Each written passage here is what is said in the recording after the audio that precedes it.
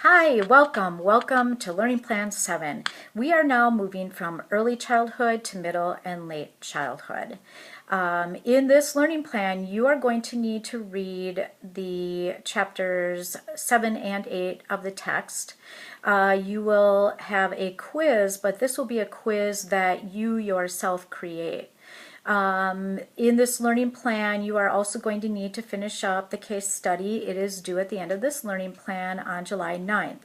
In addition to that, there are the PowerPoints to review, and as always, the reflection activity if you choose to do the one for this learning plan.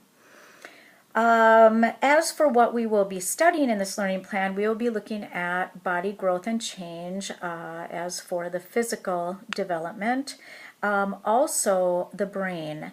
At this stage, I think I mentioned in an earlier learning plan about the pruning process that takes place in later childhood, synaptic pruning. So those areas of the brain that have not been stimulated prior to this will start to be pruned, and children will lose some of their ability to readily learn as easily, I guess, in those areas. Motor development we will be looking at, as well as health, illness, and disease. And I would like to mention that weight is one, especially in the U.S., that childhood obesity and being overweight has really become a problem. Part of that is due to diet, part of it is due to the types of activities that children engage in. In the last learning plan, we talked about media. Again, it has its benefits, but it also can lead to a lack of physical exercise, which is very unhealthy for children. This chapter, chapter 7 and 8, also address learning disabilities.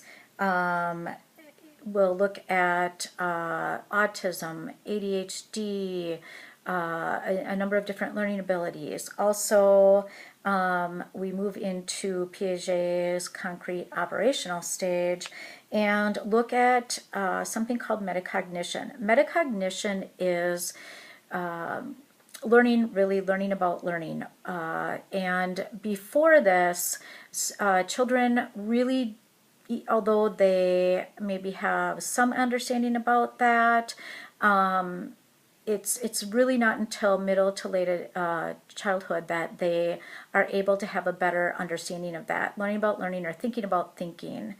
We'll also look at IQ tests, further language development, bilingual education, and again, how important that is to the learning process. I've worked with quite a few bilingual students, and learning in a second language does present its challenges, but children that are bilingual also definitely have some advantages in their learning.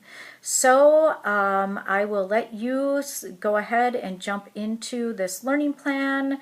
Please let me know if you have any questions, and I look forward to reading your responses. Thank you.